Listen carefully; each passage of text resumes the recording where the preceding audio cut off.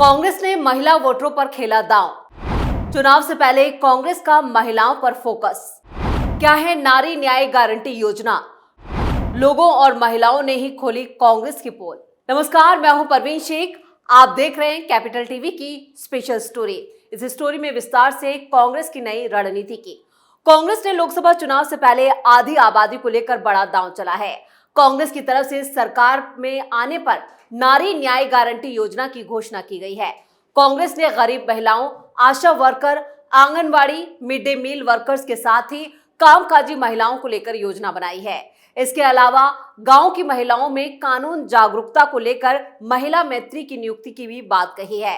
कांग्रेस के राष्ट्रीय अध्यक्ष मल्लिकार्जुन खड़गे ने कहा कि महिला हमारे देश की आधी आबादी है, लेकिन उन्हें पिछले 10 सालों में कुछ नहीं मिला।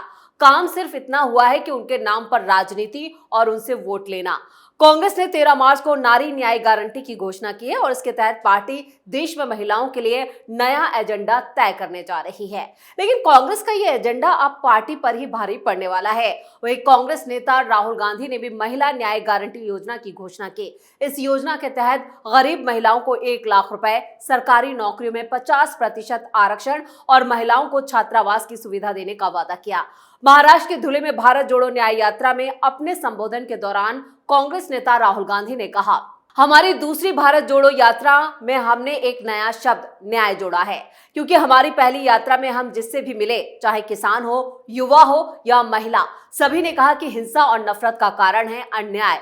90% भारतीयों को हर दिन अन्याय का सामना करना पड़ता है। मुझे नहीं पता कि आप सब ये जानते हैं या नहीं, लेकिन भारत में 22 प्रमुख लोगों की संपत्ति 70 करोड़ लोगों की संपत्ति के बराबर है। अब राहुल के इसी बयान से साफ है कि वो भी ये मानते हैं कि कांग्रेस ने भी देश में महिलाओं के लिए कुछ नहीं किया। वो अपनी ही पार्टी पर सवाल उठा रहे हैं, क्योंकि लोग ही पूछ रहे हैं कि आप तो देश की सत्ता पर पिछले 70 सालों से राज कर रहे थे, तब आपको महिलाओं की याद क्यों नहीं आई? अब चुनावों से ऐन पहले इन गारंटियों पर कौन भरोसा करेगा? फिलहाल देश तो मोदी की गारंटी पर ज्यादा भरोसा कर रहा है। चलिए अब आपको बता देते हैं कि कांग्रेस की ये 5 नारी न्याय गारंटी है क्या। नारी न्याय गारंटी के तहत कांग्रेस 5 घोषणाएं कर रही है। पहला, महालक्ष्मी गारंटी। इसके तहत हर गरीब परिवार की एक महिला को सालाना 1 लाख रुपए की मदद दी जाएगी। दूसरा, आधी आबादी पूरा हक। इसके तहत केंद्र सरकार के स्तर पर होने वाली आधी नई भर्तियों पर महिलाओं का अधिकार होगा। तीसरा, शक्ति का सम्मान। इसके तहत आंगनवाड़ी, आशा और मिड डे मील कार्यकर्ताओं की मासिक आय में केंद्र सरकार का योगदान दुगना किया जाएगा।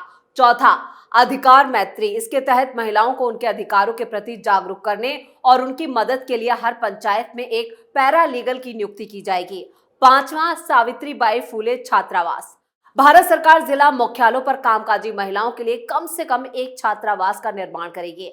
देश भर में इन हॉस्टलों की संख्या दुगनी की जाएगी। तो कांग्रेस की नारी न्याय गारंटी को लेकर सोशल मीडिया पर भी विवाद छिड़ गया है।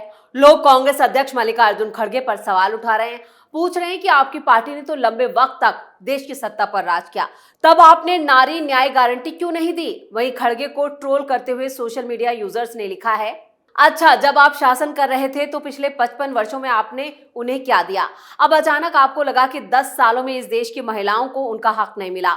आप हर समय कितने बेतुके बयान देते हैं। घोषणा करने आने से पहले सोच तो लेते बेहतर होता, क्योंकि आप यहाँ जो बयान देते हैं वो आप पर पूरी तरह से लागू होता है। कांग्रेस ने देश को हर तरह से लूटा है। अब आप पीड़ितों की तरह रो रहे हैं। दुष्टों की तरह दिखावा करना बंद करें और स्वीकार करें कि शासन करते समय आपने कितने बुरे काम किए। तो प्रदीप शर्मा जैसे सैकड़ों सोशल मीडिया यूजर्स ने कांग्रेस पर ही सवाल उठा दिए हैं कि जिन 3 राज्यों में उनकी सरकार है वहां महिला सीएम क्यों नहीं है।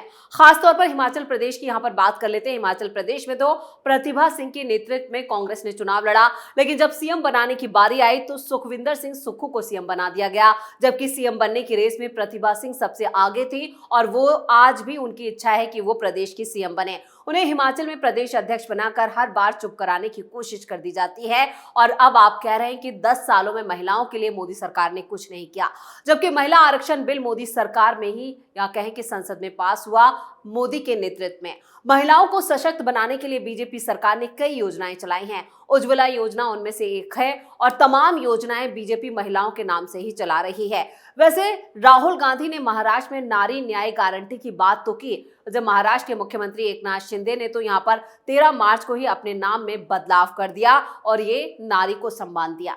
ये बदलाव तब सामने आया जब दक्षिण मुंबई में राज्य सचिवालय में उनके ऑफिस के बाहर नई नेम प्लेट लगवाई गई। नई लगाई गई नेम प्लेट में अब उनके पिता से पहले उनकी मां का नाम लिखा हुआ है। मुख्यमंत्री एकनाथ शिंदे की नई नेम प्लेट पर अब एकनाथ गंगूबाई संभाजी शिंदे लिखा है। दरअसल नेम प्लेट में यह बदलाव राज्य कैबिनेट के हालिया एक फैसले के द्वारा लिया गया। कैबिनेट ने लिए इस फैसले के मुताबिक 1 मई 2024 या उसके बाद जन्म लिए सभी बच्चों के लिए आधार और पैन कार्ड सहित जैसे हर तरह के सरकारी दस्तावेजों में उनकी मां का नाम शामिल करना जरूरी बना दिया गया है। मुख्यमंत्री कार्यालय ने एक बयान में कहा है कि राज्य कैबिनेट ने आधिकारिक यानी ऑफिशियल तौर पर दस्तावेजों में मां का नाम यहां पर कंपलसरी कर दिया और इस प्रस्ताव को पास भी किया गया।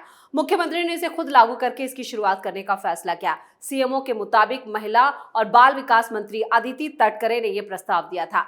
बयान में कहा गया है कि पिता की तरह मां भी बच्चों के पालन पोषण में महत्वपूर्ण भूमिका निभाती है, इसलिए सरकार का मानना है कि उन्हें यहाँ पर एक पहचान दी जानी चाहिए। राज्य के उप मुख्यमंत्री देवेंद्र फडणवीस और दूसरे डिप्टी सीएम एनसीपी के अध्यक्ष अजीत पवार ने भी अपने ऑफिस के नेम प्लेट में बदलाव कर दिया है। अब उनके नेम प्लेट में भी उनकी मां का नाम पहले लिखा हुआ है। फडणवीस की नेम प्लेट पर अब देवेंद्र सरिता गंगाधर राव फडणवीस है, जबकि पवार की नेम प्लेट पर अजीत आशाताई अनंत राव पवार लिखा है, जो ये बताने के लिए काफी है कि महिलाओं को लेकर बीजेपी लगातार काम कर रही है और यहाँ पर एक मां को भी सम्मान दिया गया है। 2024 के लिए कांग्रेस ने 82 उम्मीदवारों का किया ऐलान। 82 उम्मीदवारों में से सिर्फ 8 महिलाओं को दिया टिकट। तो कैसे महिलाओं के साथ इंसाफ करेगी कांग्रेस? हर बीपीएल महिला को 1 लाख रुपए देने के लिए कहां से लाएगी पार्टी पैसा? राहुल गांधी ने नारी न्याय गारंटी में बीपीएल महिलाओं को सालाना 1 लाख रुपए देने का वादा कर दिया है, लेकिन सवाल ये उठता है कि अगर कांग्रेस की सरकार केंद्र में बनती है तो वो इतना हजारों करोड़ रुपया कहां से लेकर आएगी? इसकी क्या योजना है? इस बारे में ना खड़गे ने कुछ बताया है और ना ही राहुल गांधी ने कोई जिक्र किया है, जबकि राहुल का कहना है कि ये गारंटी पत्थर की लकीर है, जुमला नहीं। वहीं बीजेपी नेता कांग्रेस के इस नारी न्याय गारंटी योजना का मजाक बना रहे हैं।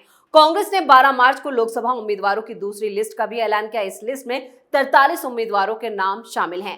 कांग्रेस की केंद्रीय चुनाव समिति ने असम, गुजरात, मध्य प्रदेश, राजस्थान, उत्तराखंड, दमन दीव की सीटों के लिए 43 उम्मीदवार फाइनल किए। इससे पहले पार्टी की पहली लिस्ट में 39 नामों का ऐलान किया गया था और इस तरह कांग्रेस अब तक 82 नामों का ऐलान कर चुकी है। लिस्ट में 76.7% उम्मीदवारों की उम्र जो है वो 60 साल से कम है, जिनमें सिर्फ 8 महिलाओं के नाम शामिल हैं। कांग्रेस ने असम से 12, गुजरात से 7, मध्य प्रदेश से 10, राजस्थान से 10, उत्तराखंड से 3, दमन दीव से 1 उम्मीदवार का ऐलान किया। कांग्रेस की जारी लिस्ट के मुताबिक 10 कैंडिडेट जो हैं वो जनरल कैटेगरी से, 13 कैंडिडेट ओबीसी, 10 एससी, 9 एसटी, 1 मुस्लिम और 4 महिला उम्मीदवार हैं। अब बीजेपी की पहली लिस्ट की बात की जाए तो पार्टी ने 195 नामों का ऐलान कर दिया है, जिनमें 28 महिलाओं को टिकट दिया गया है। पहली लिस्ट में महिला कैंडिडेट की संख्या कुल संख्या का 14% है। वहीं अब सूत्रों की माने तो पार्टी की दूसरी लिस्ट में भी नारी शक्ति का दबदबा दिख सकता है। इसके साथ ही पार्टी कई ऐसी महिला नेताओं को मैदान में उतार सकती है जिनकी उम्र 50 साल से कम है और वो लोगों में काफी लोकप्रिय हैं। सूत्रों की माने तो पार्टी इस बार महाराष्ट्र की 48 में से 35 सीटों पर चुनाव लड़ना चाहती है। अब तक की मिली जानकारी के मुताबिक मंगलवार को मुंबई में अमित शाह की मीटिंग में बीजेपी की तरफ से कहा गया है कि अभी बीजेपी को ज्यादा सीटों पर लड़ने दें, फिर हम विधानसभा चुनाव में आपके लिए ज्यादा सीटें छोड़ देंगे। गृहमंत्री ने मुख्यमंत्री एकनाथ शिंदे की शिवसेना को 9, 4 सीटें अजीत पवार की एनसीपी को ऑफर की हैं। वहीं पार्टी नांदेड़ से अशोक चौहान की भतीजी मीनल खडगांवकर धुले जो है वो इस सीट से, धरती देवारे जलगांव सीट से और स्मिता वागल गुजरात बीजेपी प्रदेश अध्यक्ष CR पाटिल की बेटी को मौका दे सकती है।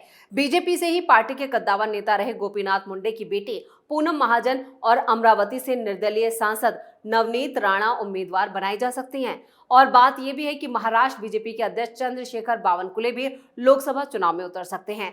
इसके अलावा मुंबई बीजेपी अध्यक्ष आशीष शेलार को भी मौका मिल सकता है। बावनकुले को वर्धा सीट से टिकट मिलने की चर्चा है और उसके अलावा शेलार को उत्तर पश्चिम या उत्तर मध्य मुंबई सीट से टिकट मिल सकता है। अभी महिलाओं को लेकर बीजेपी ने अपने पत्ते नहीं खोले, यानी कांग्रेस को फिर से मुंह की खानी पड़ सकती है।